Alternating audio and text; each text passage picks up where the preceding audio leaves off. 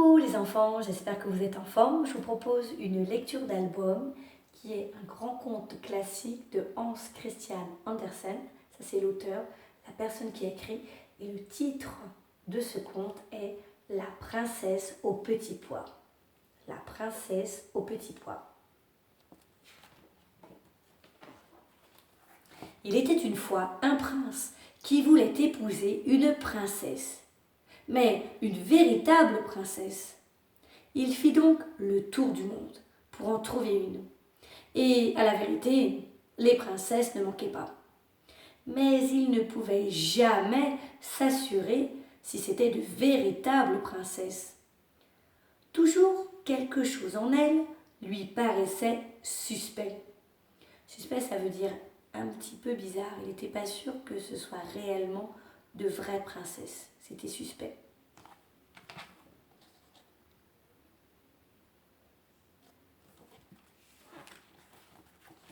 En conséquence, il revint bien contrarié de n'avoir pas trouvé ce qu'il désirait. Un soir, il faisait un temps horrible. Les éclairs se croisaient, le tonnerre grondait, la pluie tombait à torrents. C'était épouvantable. Quelqu'un frappa à la porte du château, et le vieux roi s'empressa d'ouvrir. C'était une princesse.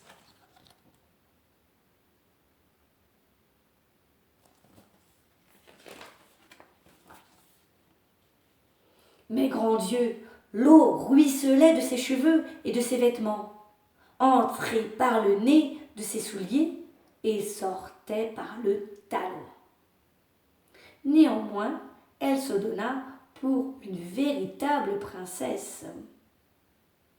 Se donner, ça veut dire qu'elle se présenta comme étant être une princesse.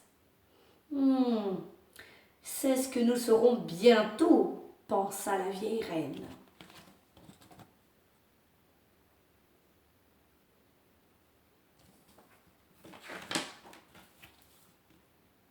Puis, sans rien dire, elle entra dans la chambre à coucher, ôta toute la literie et mit un pois au fond du lit. Un tout petit pois. Ensuite, elle prit 20 matelas. Pas 1, 2 ou 3, non, 20. 1 et 2 et 3 et 4 et 5 et 6 et 7 et 8 et 9 et 10 et 11 et 12 et 13, 14 et 15 et 16 et 17 et 18 et 19 et 20. 20 matelas qu'elle étendit sur le pois. Et encore 20 édredons. Les édredons, ce sont comme des couettes un petit peu. 20 édredons qu'elle entassa par-dessus les matelas. C'était la couche destinée à la princesse. Alors la couche, c'est l'endroit où elle va coucher. C'est le lit que lui a installé la reine.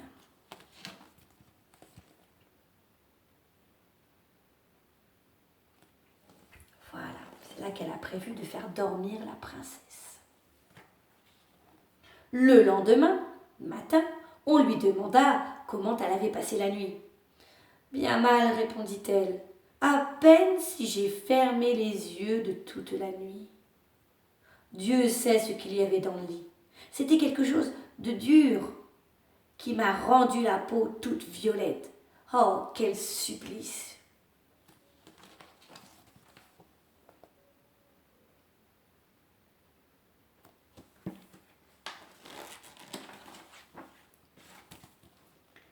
À cette époque, on reconnut que c'était une véritable princesse, puisqu'elle avait senti un petit pois à travers 20 matelas et 20 édredons. Quelle femme, sinon une princesse, pouvait avoir la peau aussi délicate?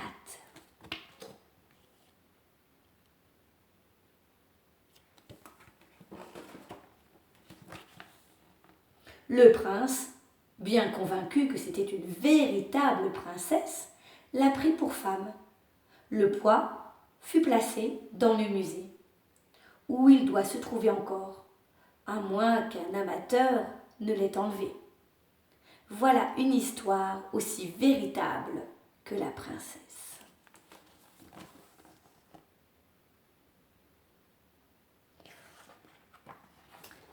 Et voilà, fin de l'histoire. J'espère que vous avez apprécié cette histoire. Alors, est-ce que vous vous souvenez du titre de ce conte? C'est un grand conte classique. Oui, La princesse au petit pois. Et alors, quelle est l'histoire du petit pois? Bien, le petit pois, il est très important dans l'histoire. Regardez, il est là.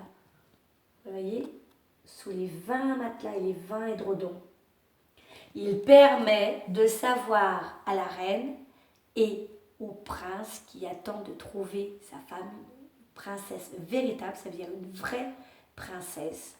Et donc ce petit pois, il permet de savoir si la jeune fille qui est entrée dans le château et qui s'est présentée comme une vraie princesse est réellement une princesse.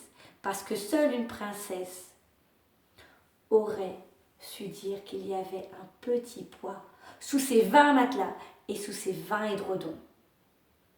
Parce qu'une princesse est très délicate, très sensible.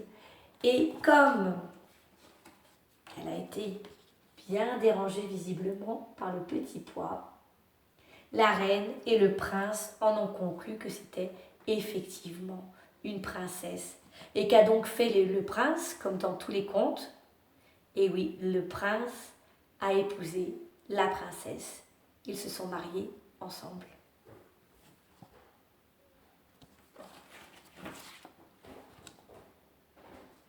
Et voilà, eh bien, à bientôt pour une nouvelle histoire. Je vous souhaite une très bonne journée, je pense bien à vous et je vous dis à très bientôt.